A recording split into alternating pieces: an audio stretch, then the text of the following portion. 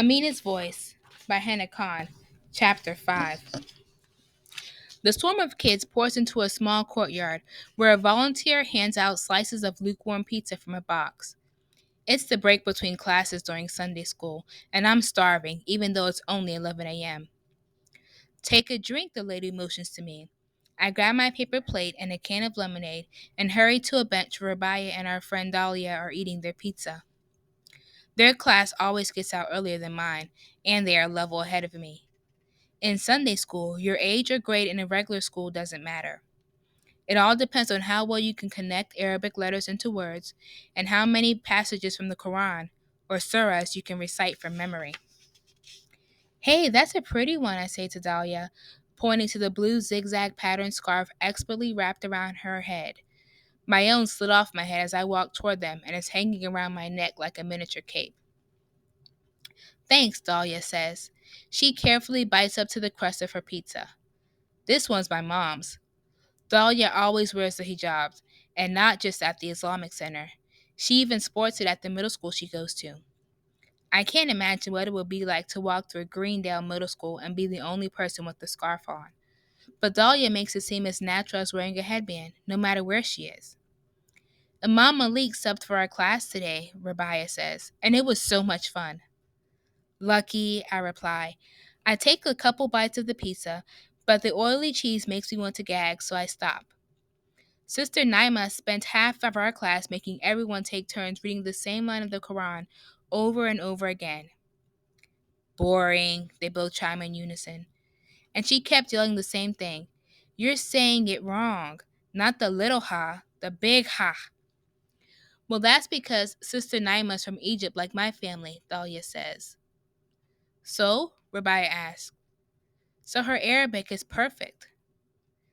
Well, Imam Malik isn't from Egypt, and his Arabic is awesome, Rabia argues. I agree. Imam Malik grew up in Florida and can easily switch between perfect Arabic and English. Even better, he knows as much about cheat codes to video games as religious topics. Yeah, but his parents are Arab, Dahlia reminds us. No offense, but people from Pakistan don't really know how to pronounce Arabic the right way. I'm not offended.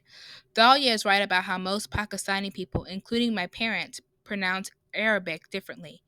I just can't make certain sounds in the Arabic alphabet. No matter how perfect my musical pitch is, it just doesn't translate to Arabic. Plus, my brain doesn't register the way the letters change when they connect to one another, and I get them wrong all the time. I always feel embarrassed when it's my turn to read aloud to the class, and that's the biggest reason I don't like Sunday school. We better go back inside, Rabia points to the crowd moving back into the community building that holds the classrooms and social hall.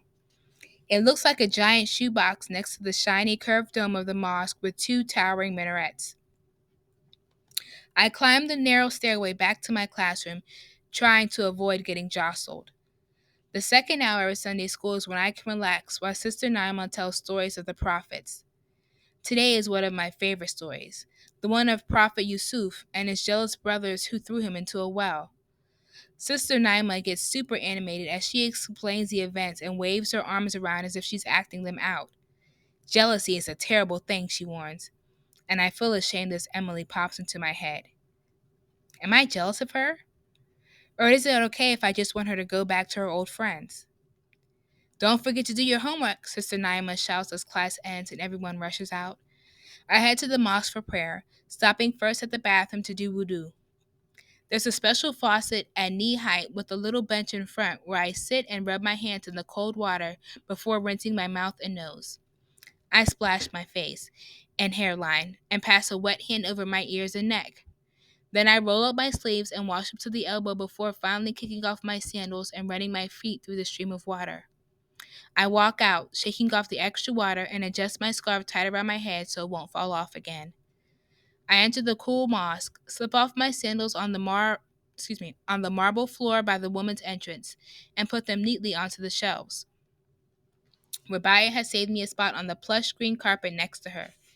In the hush of the prayer hall, with its crystal chandelier, gold trim, and big plaques with Arabic calligraphy decorating the walls, a familiar calm washes over me. A woman in front of us kneels in prayer, touching her head to the ground while her baby tugs on her shirt. An older lady mouths prayers with a string of beads in her hand. And I spot Mama in the corner reading the Quran quietly with Salma Auntie and their other friends. My earliest memory of the mosque is being here with my parents during Ramadan for special nightly prayers when I was 3 or 4. I stood with Mama in my tiny headscarf with sewn in elastic to keep it in place and tried to stay still. But after a while, I get bored and wander to the back of the prayer hall and run around with the other kids while different ladies took turns hushing us. Imam Malik's voice comes over the speakers. Brothers and sisters, I have a few announcements. First, the book sale will be going on for 1 hour after prayer in the community hall. Second, we are taking nominations for PTA officers. And finally, I'm excited to share that we will be hosting our first Quran recitation competition for students from all over the state on November 15th, inshallah. A few people start murmuring as Imam continues. All students are encouraged to participate. I'm sure you'll make us proud. The winner will get 4 tickets to Six Flags and a big check for college savings. The buzz grows louder. We'll be handing out a flyer next Sunday, but parents, make sure to register your kids as soon as possible. Uh-oh. I turn my head back toward Mama to see if she is paying attention, but she is still looking at the Quran. I think back to my moment of panic when my voice left me stranded during the second grade play. If I couldn't manage to speak English, which I'm fluent in, on stage, how would I possibly make out Arabic words in my pathetic accent? This Quran competition is something I want nothing to do with. I say a quick prayer that Mama wasn't paying attention and that she won't sign me up as everyone gets up and stands in neat rows. Folding my hands across my chest, I try to concentrate as the Imam starts to lead us in prayer with the familiar praise of God. Bismillahi ar-Rahmani ar-Rahim.